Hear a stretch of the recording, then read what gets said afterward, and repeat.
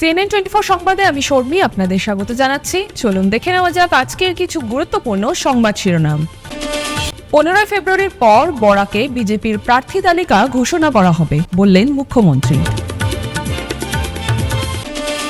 শিলচরের শিবসুন্দরী নারী শিক্ষাশ্রমের 96তম প্রতিষ্ঠা দিবস উদযাপন।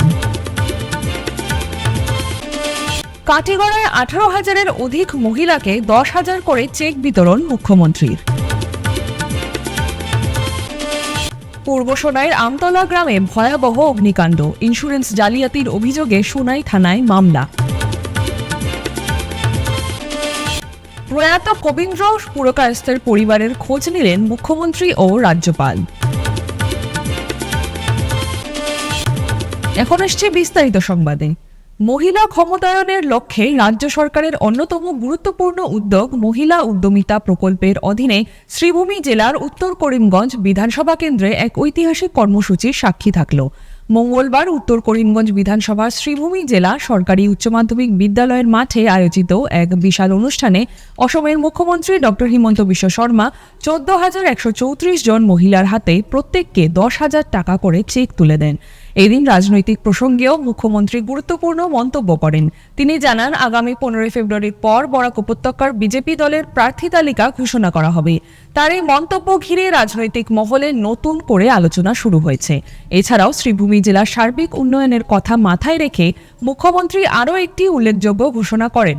তিনি শ্রীভূমি জেলা ক্রীড়া সংস্থার খেলাধুলার মাঠের উন্নয়নের জন্য 10 কোটি টাকার একটি বিশেষ প্রকল্প অনুমোদনের কথা জানান। এই প্রকল্প বাস্তবায়িত হলে জেলার ক্রীড়াক্ষেত্রে নতুন দিগন্ত খুলবে বলে আশা প্রকাশ করেন তিনি। রাহুল গান্ধী কংগ্রেস দলে যতদিন থাকবেন বিজেপি দলের জয়ের দিক দিয়ে নেই কোনো ভয়। কংগ্রেস এখন মিটমিট করে জ্বলে, তাই বিজেপি দল মিটমিট ভেদ করে জয়ের পথ সুগম করতে পারবে। গত বছর করিমগঞ্জের নাম পরিবর্তন করে শ্রীভূমি করা হয়েছে, কিন্তু কংগ্রেস দল এখনও পর্যন্ত নাম পরিবর্তনে সায় দেয়নি। এর প্রশ্নের উত্তরে মুখ্যমন্ত্রী বলেন, কংগ্রেস দল টিম করে জ্বলছে, তাই ধীরে ধীরে শ্রীভূমি নাম গ্রহণ করবে কংগ্রেস।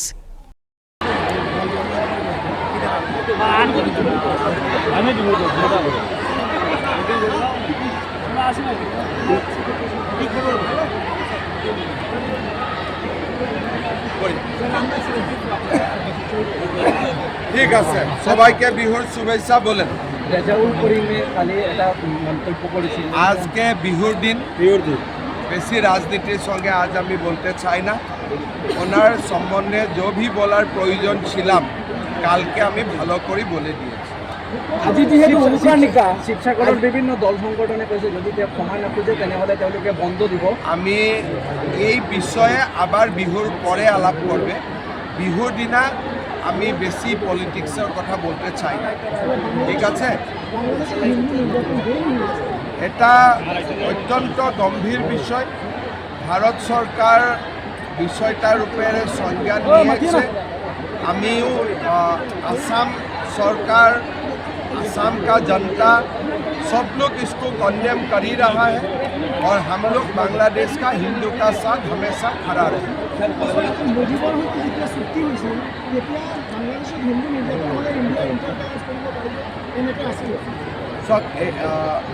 এই ব্যাপারটা ভারত সরকারের ব্যাপার, আমি বলা ঠিক হয় না, কেন বিদেশ সম্পর্কীয় নীতি ভারত সরকার তৈরি করে, রাজ্য সরকার করে না। কিন্তু এটা কথা স্পষ্ট, আমি भारत सरकार के अनुरोध करबे और सब लोग मिलके ये हम लोग को सुनिश्चित करना पड़ेगा कि बांग्लादेश का हिंदू का ऊपर अत्याचार ना हो।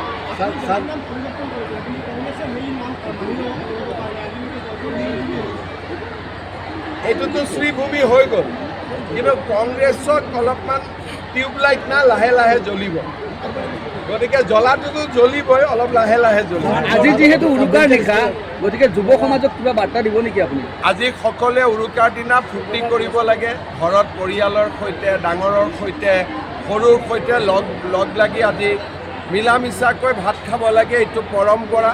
ইয়াতে মকৰ সংক্ৰান্তি, তাতে বিহু আজি ভাল কৰি পালন কৰিব। আজকে আমি পলিটিক্স পোর্টালটা অলমোস্ট তৈরি হয়ে গেছে। যিকোনো দিনেই খোলা যাবে।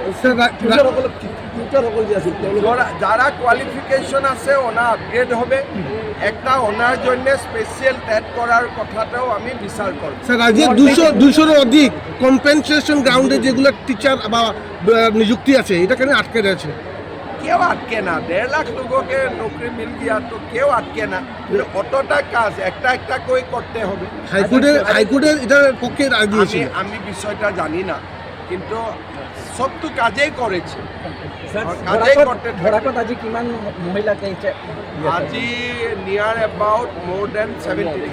सर सोशल मीडिया में एक वीडियो बहुत जबरदस्त वायरल हो रहा है जिसमें दिखाया जा रहा है कि भाजपा का 5 ब्रांड एम्बेसडर है, इन लोगों के नाम से भारत में भाजपा राज कर रहा है, तो उसमें 5 नंबर है हेमंत विश्व शर्मा जी, यानी कि आप चौथे में योगी जी, तीसरे में अमित शाह जी, 2 नंबर में है मोदी जी, और नंबर 1 में दिखाया गया है कि राहुल गांधी जी। तो हम तो हमेशा बोलता हूँ कि जब तक राहुल रहेगा तब तक बीजेपी हमेशा आराम से चुनाव जीतेगा। বরাক উপত্যকার বিজেপি দলীয় প্রার্থী ক্লিয়ার কবে হবে ক্লিয়ার? 15 ফেব্রুয়ারির পরে। স্যার সাংবাদিকৰ কাৰণে বিজেপি চৰকাৰে যথেষ্ট কাম কৰি আছে, কিন্তু প্ৰতিজন ৰাজ্যৰ চৰকাৰে স্বীকৃতিপ্ৰাপ্ত সাংবাদিকৰ কাৰণে চৰকাৰে কিবা আঁচনি ল'ব নেকি, যেহেতু ফেমিলি এটা আছে? ঠিক আছে। গত রবিবার 11 জানুয়ারি শিলচরের শিবসুন্দরী নারী শিক্ষাশ্রম হাসপাতাল কর্তৃপক্ষ তাদের প্রতিষ্ঠানের 96তম প্রতিষ্ঠা দিবস পালন করে। সুদীর্ঘ 95 বছর অতিক্রম করে 96তে পা রাখা ঐতিহ্যবাহী এই হাসপাতাল আগামী 5 বছর পর শতবর্ষ পূর্ণ করবে। এদিন সকালে শিবসুন্দরী নারী শিক্ষাশ্রমের পরিচালনা সমিতির সভাপতি ইঞ্জিনিয়ার অংশু কুমার রায়ের প্রতিষ্ঠানের পতাকা উত্তোলনের মাধ্যমে অনুষ্ঠানের সূচনা হয়।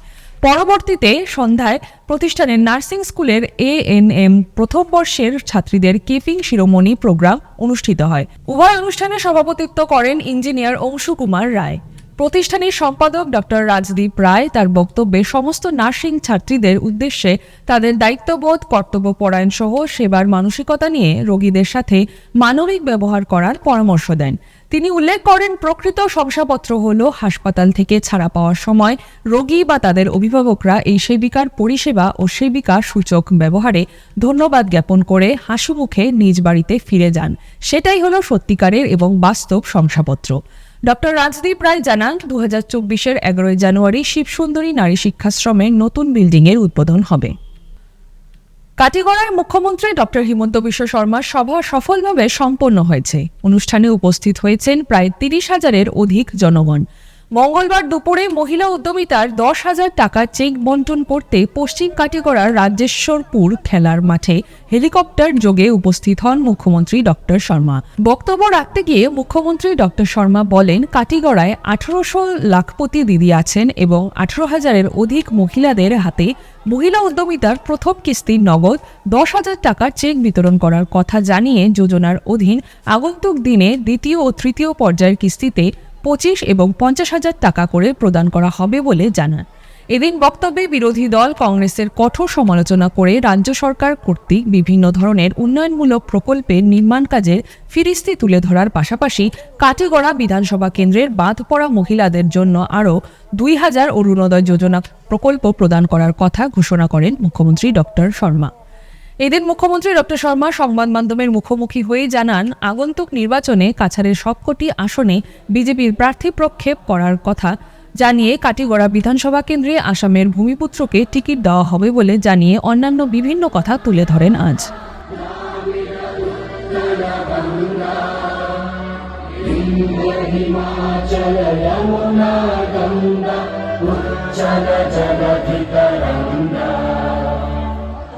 शुभ नामे जागे, तव शुभ आशीष मांगे। जया दास, रीना लिंडो, सिंह,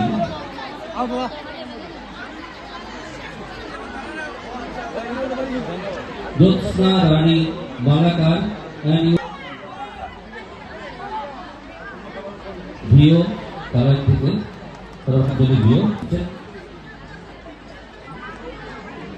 এবারে জাতীয় সঙ্গীত পরিবেশিত হবে, সবাই উঠে দাঁড়াবে।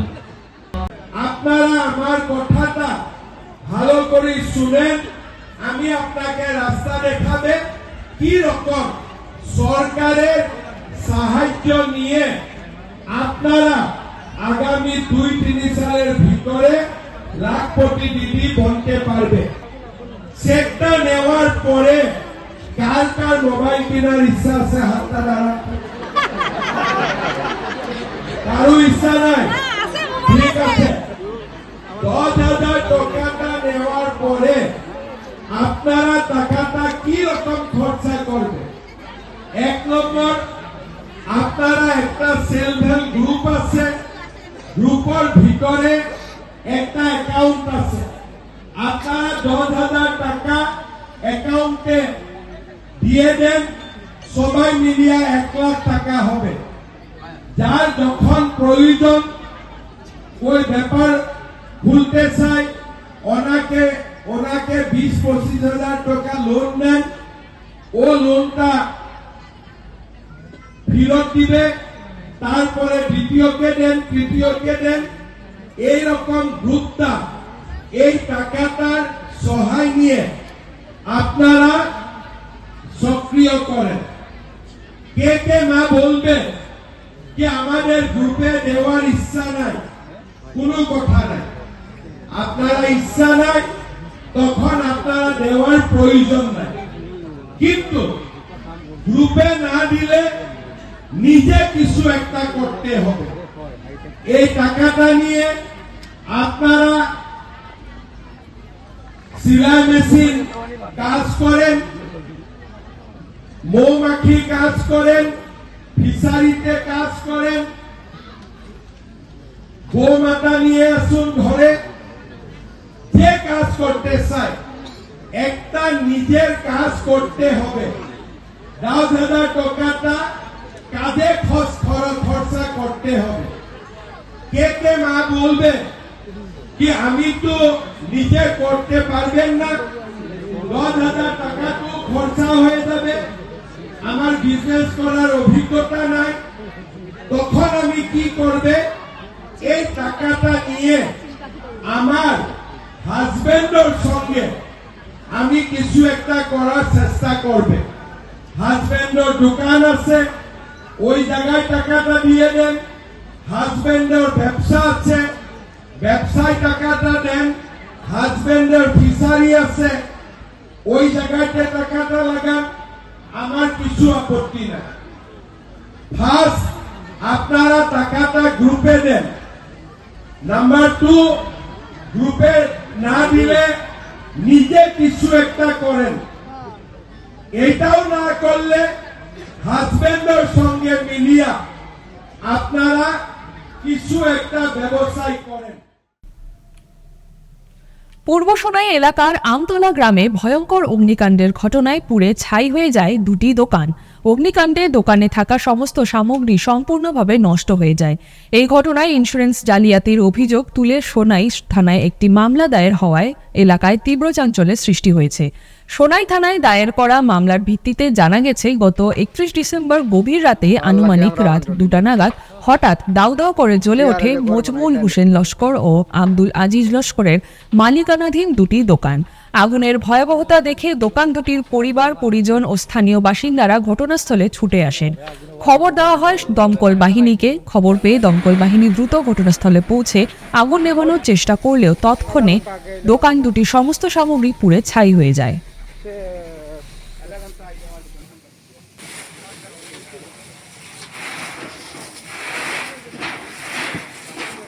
31 তারিখ বুধবার আসলো দিনগত রাত আগুনটা লাগছে। লাগার মাঝে দেশের মানুষ আইসুন হারি ভরি আগুন নিবাইতা দোকান বাসাইতা, তারা এখন চাবি নাই তারার ঘর পারতাম না। ইন্স্যুরেন্স করিয়া রাখছে তারা দোকানের, আর তারা দোকান করিয়া ইন্স্যুরেন্স করিয়া এখন ইন্স্যুরেন্স করিয়া রাখছে আগে থাকি। তারা প্ল্যান করছে যে তারা দোকান জ্বালাইয়া ইন্স্যুরেন্সটা মাফ করাইতো আর টাকা পাইতো। লগে আমি গরিবরেও মারি দিছি, আর তারা 2টা ইন্স্যুরেন্স করিয়া রাখছে। আমার দোকানের ইন্স্যুরেন্স নাই করিয়া তারা আমার দোকানদারেও তারা ইন্স্যুরেন্স দিয়া আমার দোকান জ্বালাইয়া তারা ইন্স্যুরেন্স দিয়া তারা নামে করে দিছে। আকবর হোসেনে তার দোকান কইয়া আমার দোকানে আকবর হোসেনে তার নামে তার ইন্স্যুরেন্স ক্লেম করে আর আমার দোকানে জ্বালাইয়া হে। তারা এরকম প্রতারণা করছেন আমরা লগে। আমরা এটা সহি বিচার চাই, এটার আমরা ন্যায় দেশবাসীর গেছে, প্রশাসনের গেছে, আমরা এটার ন্যায় বিচার চাই। চেষ্টা করছি আমরা যাতে এটা পুষে ভরে নিতাম, কিন্তু বেরো হাজার কারণে বেশ অসুবিধা, যাতে আর পুরানি যান না। শেষ পর্যায়ে আমরা পুলিশের দ্বারস্থ হয়েছি, ওসি স্যারের দ্বারস্থ হয়েছি, থানার দ্বারস্থ হয়েছি। আর আমরা ওসি স্যারের গেছে বা দেশবাসীর গেছে, সবার গেছে, এটাই আমরা ইনসাফ চাই, ন্যায় বিচারটা চাই, যেন আমরা একটা ন্যায় বিচার হয়। আমরা দোকানের জেলা আমরা ক্ষয়ক্ষতি হয়েছে এটা পূরণ করে দেওয়া হোক, আমরা মাল সামান উঠে দেওয়া হোক, এটা আমরা দাবি। আর অন্য মঙ্গলবার সকালে শিলচরে পৌঁছে মুখ্যমন্ত্রী প্রয়াত বিজেপির প্রবীণ নেতা কবীন্দ্র পুরকায়স্থের নতুন পট্টি এলাকায় অবস্থিত বাসভবনে যান। সেখানে তিনি কবীন্দ্র পুরকায়স্থের পরিবারের খোঁজ খবর নেন। প্রায় আধ ঘন্টা ধরে প্রয়াত কবীন্দ্র পুরকায়স্থের পুত্র সাংসদ কনাথ পুরকায়স্থ সহ পরিবারের অন্যান্য সদস্যদের সঙ্গে আলোচনা করে মুখ্যমন্ত্রী হিমন্ত বিশ্ব শর্মা সমবেদনা জ্ঞাপন করেন। এদিকে সদ্যপ্রয়াত প্রাক্তন কেন্দ্রীয় মন্ত্রী কবীন্দ্র পুরকায়স্থের পরিবারের খোঁজ খবর নিলেন ছত্তিশগড়ের রাজ্যপাল রমেন ডেকা। আজ সকাল 11:30 নাগাদ নতুন পট্টির প্রয়াত নেতার বাসভবনে উপস্থিত হন রাজ্যপাল। বাসভবনে উপস্থিত হয়ে প্রয়াত কবীন্দ্র পুরকায়স্থের প্রতিকৃতিতে শ্রদ্ধা নিবেদন করেন রাজ্যপাল। কিছু সময় সেখানে থেকে পরিবারের সঙ্গে বার্তালাপ করেন। পরিবারের প্রতি সমবেদনা জ্ঞাপন করেন ছত্তিশগড়ের রাজ্যপাল।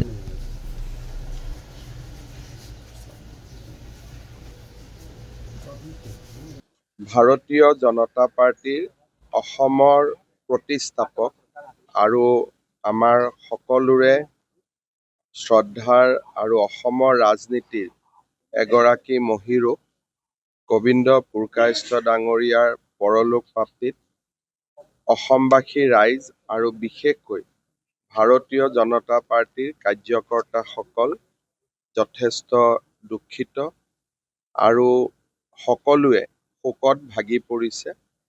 আজি মই অসমৰ ৰাইজৰ হৈ, আমাৰ ভাৰতীয় জনতা পাৰ্টীৰ কাৰ্যকৰ্তাসকলৰ হৈ তেখেতৰ প্ৰতি শ্ৰদ্ধা নিবেদন কৰিবলৈ আহিছিলোঁ। বিদেহী আত্মাৰ সদ্গতি কামনা কৰিলোঁ আৰু তেখেতৰ পৰিয়াললৈ আৰু বিশেষকৈ শোকসন্তপ্ত পৰিয়াললৈ সমবেদনা জ্ঞাপন কৰি তেখেতক আমি ৰাষ্ট্ৰীয় মৰ্যাদাৰে আমি তেখেতক বিদায় দিছোঁ, যিখিনি চৰকাৰী নিয়মৰে। আৰু আপোনালোকে জানে যে ভাৰতীয় জনতা পাৰ্টী আৰু মই বিশেষকৈ বন্ধ সংস্কৃতিটোৰ মই খুবেই বিৰোধী। গতিকে বন্ধটো আমি যিমান পাৰোঁ এভইড কৰিব লাগে, কাৰণ গোবিন্দ পুৰকায়স্থ ডাঙৰীয়া নিজে কৰ্মৰ প্ৰতীক আছে। যেতিয়া বন্ধ দিয়া হয় তেওঁৰ আদৰ্শৰ বিপৰীত হৈ যায়। সেইকাৰণে সদায় আমি মানুহক সন্মান জনাব লাগে, মানুহজনৰ আদৰ্শক লগত লৈ। মইতো পাৰিলে সেইদিনাখন 2 ঘণ্টা বেছি কাম কৰি আমি তেখেতক বিদায় দিব লাগে, মোৰ যিটো আদৰ্শ। আৰু মই চব জাগাতে বন্ধৰ মই বিৰোধী, আন্দোলনৰ বিৰোধী, এইকেইটাতো মোৰ আদৰ্শ বুলি চবেই জানেই। এইবিলাকৰ কাৰণে চিন্তা কৰাৰ সময় আছে। এতিয়া মেইন কথাটো হ'ল যে পৰিয়ালটো দুখত আছে। গতিকে এই সময়ত আমি সকলো তেখেতৰ লগত থিয় হ'ব লাগে আৰু লাহে লাহে আমাৰ বিজেপিৰ পৰম্পৰা আছে, আমি সদায় জ্যেষ্ঠজনক সন্মান কৰোঁ।